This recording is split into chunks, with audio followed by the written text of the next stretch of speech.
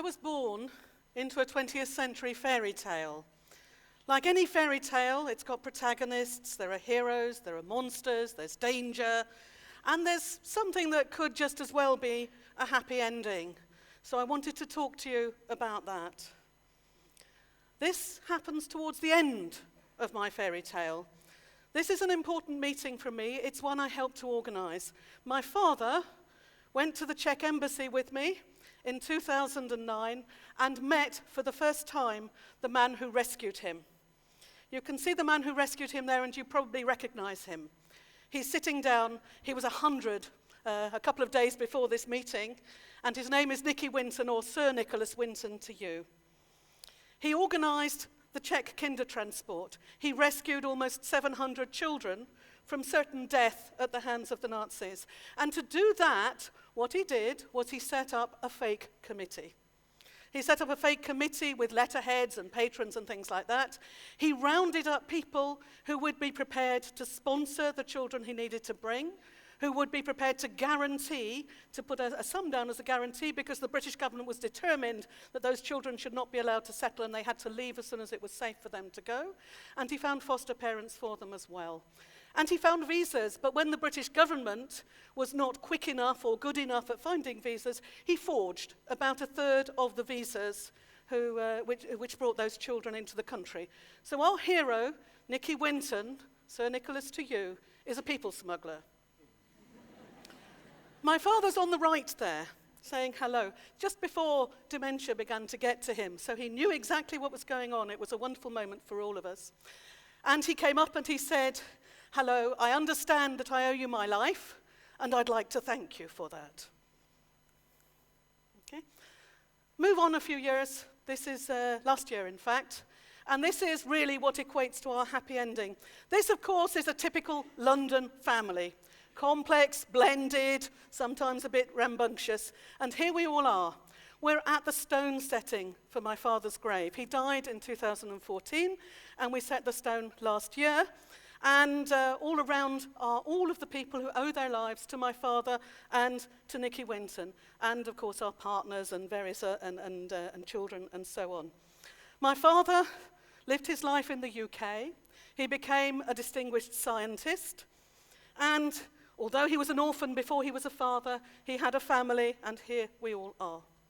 Okay? But there's always a bit of darkness in any fairy story.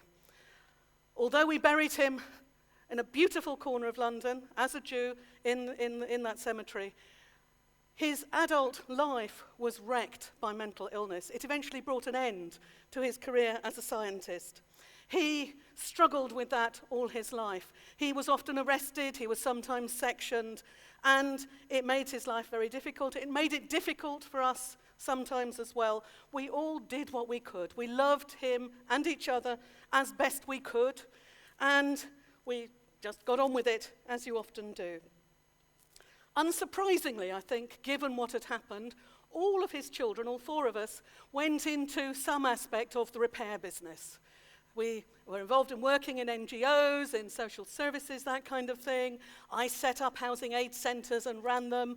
One of my brothers runs an eco-repair project, and so on. And I think that's something that's quite common to children with that kind of a background. One of the things I'm most proud of, and part of that heritage, if you like, is that I went on to set up Music in Detention 10 years ago. It does what it says on the tin, Music in Detention. This is a painting done by one of the participants in the sessions that we run. And what we do is we take musicians into immigration detention centres where there are 3,000 people at any one time, 30,000 a year, who are kept behind bars simply, in most cases, because they don't have the right paperwork to be allowed to live legally in Britain. A lot of them are deported, some of them are not. Sometimes they just come back and carry on with their lives. We take the musicians in, they create songs with the detainees, and then we use that music and take it out again, and you'll see in the painting the wall has dissolved behind the group, and that represents to a certain extent what we do, which is we take the music out and we share it with old people's lunch clubs, youth clubs, homeless projects, mental health projects, day centres, schools, so that the people who are the neighbours can look and see what goes on behind the barbed wire at the end of the road and understand and share some of the fears and some of the aspirations of the people who are in detention centres. But, you know, once you have a family, and once I had children, you do begin to think about what's happened before. And I began to think more and more about my grandmother, Hannah. She's the one on the right in this photograph. And when I go to services on Saturday mornings, the first of the morning prayers is a prayer to bless our ancestors. And we bless Abraham and Sarah and Jacob and Isaac and Rivka and Rachel and Leah. And under my breath, I always say as well, Elohe Hannah, because I see my grandmother as being the foremother of all that is that's been created by our family. And I think about her, and I think, how on earth do you do that? How is it that you meet a foreign stranger and you hand your 10-year-old over to him to put on a train and hurl him into a completely unknown future? Where was this woman when her son needed her? Where was this woman when he began to fall apart? And how come she knew what was going to happen when really most of the rest of the world didn't know that that was going to happen at all or chose not to?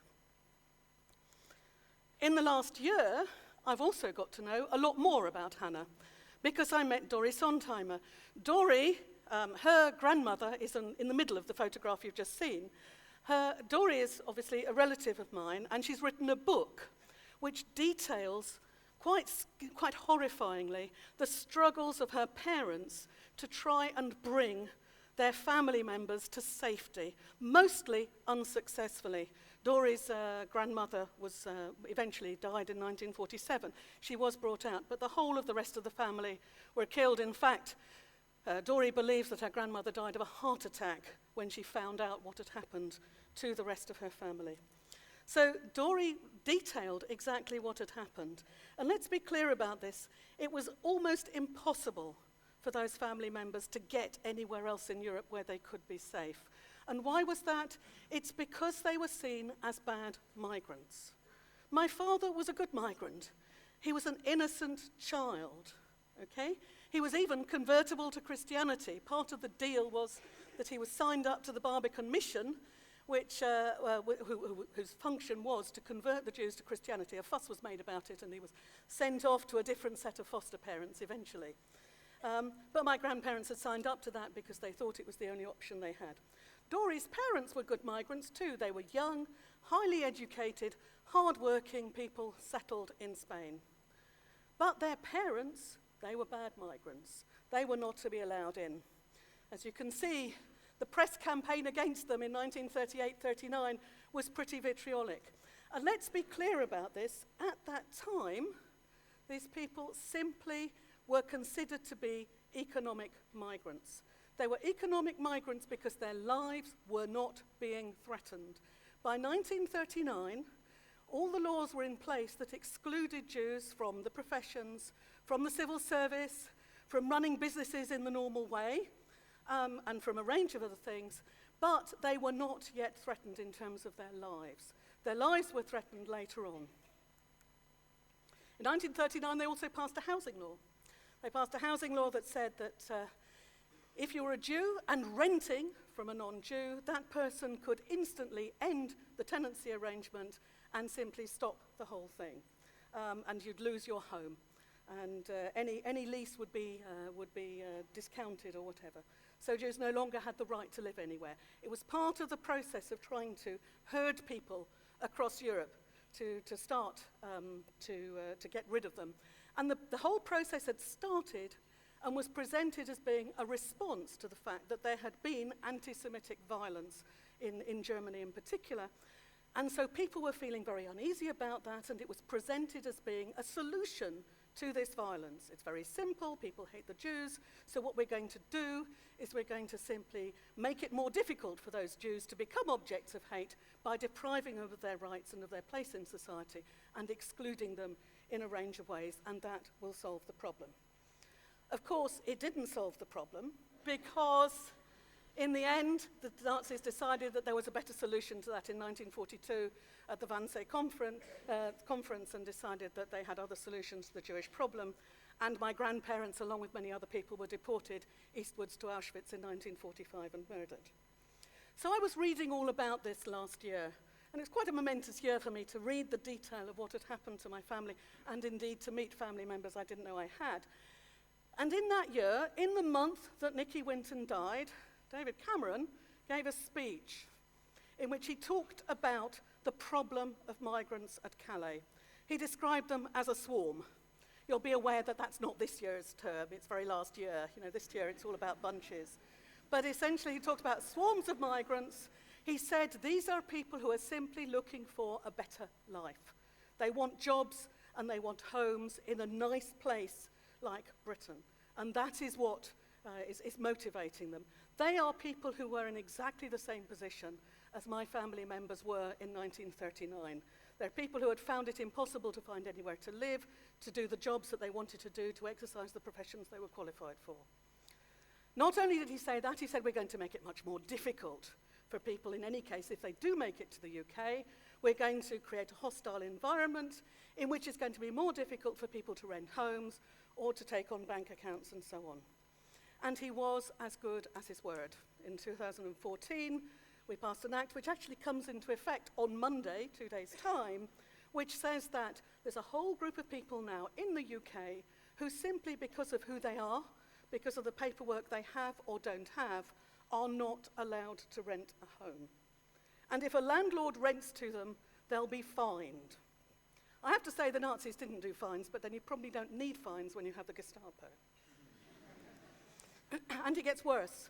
We've got a bill going through Parliament at the moment which says that not only will landlords be fined, but actually it will become a criminal offence to rent to somebody who is not entitled to rent. Landlords will face a prison sentence of up to 5 years if they do it. Okay? And what will happen is that essentially, if you are one of these people defined by the Home Secretary as being unfit to be allowed to rent a home, then any tenancy that you have will be dissolved. You will no longer have the right to live there. It doesn't matter if you paid rent in advance, if you paid a deposit, if you've lived there for 20 years, none of that makes any difference. What will essentially happen is you immediately lose any rights that you have as a tenant. Does that look familiar? It's essentially the same legislation as was passed by the Nazis in 1939 in relation to Jews and housing. Obviously now it's not about Jews, it's actually about people who the Home Secretary decides are unfit to have anywhere to live. Of course, if people don't have anywhere to live and no rights to be able to get any other housing, we do have a safety net. We have a safety net in social services in the UK, which will provide a roof over the head for families with children and vulnerable adults. But first of all, we need to note that this will not necessarily be a particularly adequate roof over their head. It's very often in very poor conditions. This is a report which Hackney Law Centre wrote and produced at the end of last year that describes the conditions in which those families are being placed. And let's be clear, those families are placed in that accommodation on condition that the Home Office knows exactly where they are, because the bill that is currently going through Parliament will remove, in most cases, their appeal rights against any deportation. So not only are they going to be living in those conditions, they're also going to be in terror that at any moment they could be picked up and removed from the country. So I think, what would happen if my grandmother had been able to come to the UK in the conditions which we currently create for refugees and migrants? I think actually what would happen is she'd be in a place like that. She'd be in a single room, worried about protecting her son from the other tenants and so on in the area who she finds very scary. She'd be keeping him on £30 a week, which is pretty well the maximum you get from social services nowadays. She may well be shitting into a bag, just like the case that the Law Centre quotes. And she'd be worried every moment of the day about what would happen and whether or not she was ever going to live somewhere permanently and safely and so on. So if she'd arrived, she'd have been living in those conditions. If my father had arrived by himself as a child refugee as he did in 1939, what would have happened to him? Well, first of all, as I've said, he almost certainly wouldn't qualify as a refugee. In 1939, he wasn't in fear of his life. He was just living in conditions that made it feel as though he was eventually, possibly, going to be in fear of his life, but right now, he wouldn't qualify. And even if he had qualified as a refugee, children with refugee status in the UK are not allowed to bring their family members to join them. So just like my father in 1939, he would have arrived, he would be offered the chance to stay here, but he would be condemned to watch as whatever happened to the people he had left behind in the conditions he had fled for happened to them. And just like my great-aunt Rosa, just like my father, to find out eventually how the future had panned out for them and how many of them had actually managed to make it. We do need to be aware that in the 1930s, a European democracy went bad bit by bit. It didn't all happen at once. It's easy to look back on it with hindsight and see what was going to happen, but nobody knew then. It started with violence, it started with hate crime. It started with public opinion being mobilized against minorities. And then it moved on to responding to that public opinion by excluding them bit by bit from different areas of life, by defining them as different and by defining them as people who simply do not have rights. But the point about this is that actually I'm telling you a story because you have a choice about stories. You can tell stories and you can make your own endings. What was astonishing about what happened in the 1930s was that afterwards people chose to make some really brilliant endings. They chose in the 1940s to develop the European Convention on Human Rights. They chose to develop the UN Convention on Refugees. They decided that no child should be forced to grow up in a world in which all of those terrors were present. But now we've got a problem, which is that yet again we're talking about good migrants and bad migrants. And that, it feels to me, is the beginning of a slope I don't want to slide down. Good migrants, it appears, are children. Bad migrants are their parents. Good migrants are people who wait quietly in a refugee camp a long way away. Bad migrants are migrants who march across Europe in order to shame European governments into action, or even worse, stare at us across the channel. Good migrants are those who work hard and earn lots. Bad migrants are those who are too old, too scared, or too sick to do that. And I'm really here to say that really no migrant is intrinsically good or bad because of the way that they migrate. Essentially, people move around the world for all sorts of different reasons. Governments can try to stop those flows. Mostly, they don't succeed. What governments can do is decide the conditions in which migrants will live when they get here. And those conditions can be hell, they can be the hostile environment that the current government wants to create, or they can be the conditions that allow people to flourish, to settle, to build their new lives, or find refuge or solace if that is what they need. And not only do governments have a choice, actually we have a choice. And we have a choice about deciding whether the places we live in are going to be places that are welcoming or they're going to be places that are not. If we decide that we're not going to make a division between good and bad migrants, if we decide that what we actually want is to live in a place where everybody feels that they have a contribution to make and where people feel that they all have the same essential rights to safety, to a home, and to essential legal rights, then we can decide how it is we want to create the endings to all of those stories. Essentially, you've heard a fairy story. You can think about it, and it's your choice. What sort of an ending does this story have? It could be a horror story, it can be a happy ending, a fairy tale ending. The choice is entirely up to you.